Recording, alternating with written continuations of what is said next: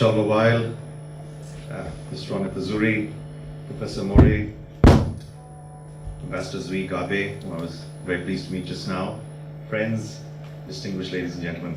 It's indeed a great pleasure for me to be here today.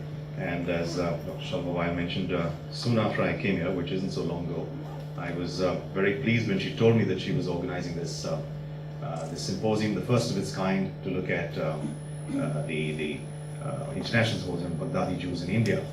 And I was, of course, very pleased with the idea, and I said, of course, I'll be there, and not knowing, of course, as to how things would turn out, but fortunately things have worked out, and so really very pleased, and so nice that I've had a chance to meet some members of this wonderful community in the past, but to see everyone here and just meeting and greeting a few as I walked in, it's really a wonderful feeling. So thank you again, Shalva Weil, for this. We in India are, of course, proud not just of our Baghdadi Jewish community, but the entire Jewish community that we have in India. And also, of course, of the fact that we've had no recorded instance of any anti-Semitism throughout the 2,000 years plus of Indian Jews living in India.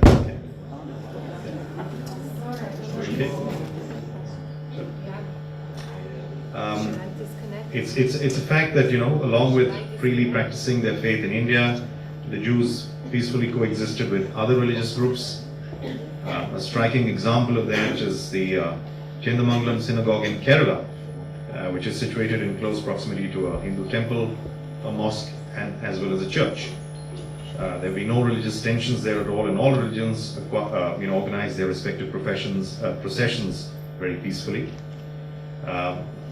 Now, while I understand that considerable work has been done in the past on the Bene Israelis in India as well as the Kochini Jews, and here I'd like to definitely acknowledge the works of Mr. Moses, Shaul Shapir, Shalva Weil, of course, and many others who have documented this fact and looked at how the preservation of Indian Jewish history can be carried forward. I think there's still a considerable way to go with regard to studying the Baghdadi Jews in India.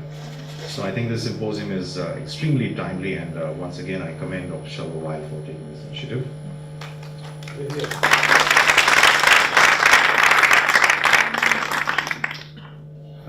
While the Baghdadi Jewish community was the last of the Jewish communities to come to India, they left a lasting impact on, certainly on Bombay, Calcutta, and Pune, as Dr. Weil mentioned. I understand they were largely a mercantile community with a history of maritime trade. And according to some accounts, Shalom HaKohen was the first recorded immigrant who arrived in Surat in 1798 from Syria, and soon became one of the wealthiest merchants in that port city.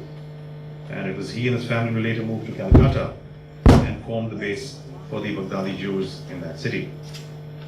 In a similar vein, the Baghdadi Jews of Bombay owe a lot of their history to the Sassoon family, as we just heard again, led by Sir David Sassoon, who arrived in Bombay in 1832 after fleeing persecution in Baghdad. And I think the economic prosperity of the Baghdadi Jews in Bombay was visible with the Sassoon trading empire spreading out all over Asia by the late 19th and early 20th century. I think it's a fact that the Baghdadi Jews have contributed immensely to the heritage of Bombay and Calcutta and Pune, and in a sense far in excess of their actual numbers. In fact, in this context, it would also be interesting to see what connection there was, if any, between the Baghdadi Jews and the Parsis, who also similarly contributed quite a lot to the heritage of Bombay.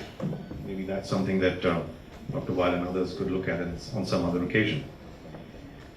As again Dr. Weil pointed out, the contribution of Baghdadi Jews in diverse fields. She talked particularly about the institutions, synagogues, schools, hospitals that they have left behind is tremendous.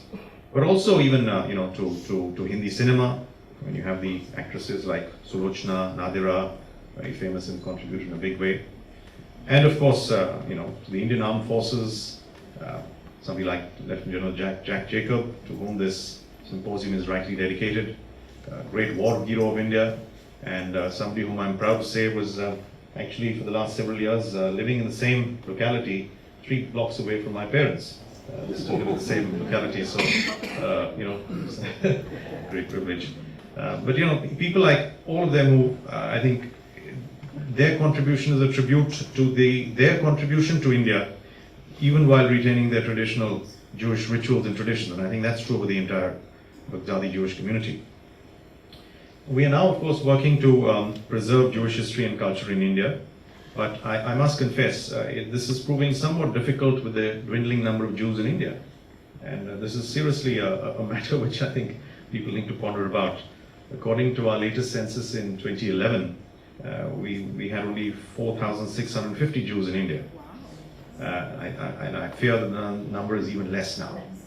Now reports say that there are about 40 Jews in West Bengal, about 20 in Kerala, still about 2,500 in Maharashtra. But I must confess, I was recently at a I was at there was a group, the Taglit group had come around, and somebody came and said, well, why don't you come and meet these young boys and girls? And I said, okay, but if you allow me to say what exactly I will want to say.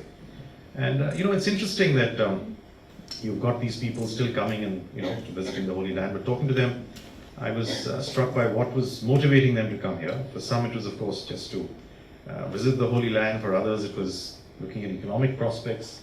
But certainly, the approach was that many of them would try and move here. And I said to them, it's excellent if you do that, but just keep one thing in mind.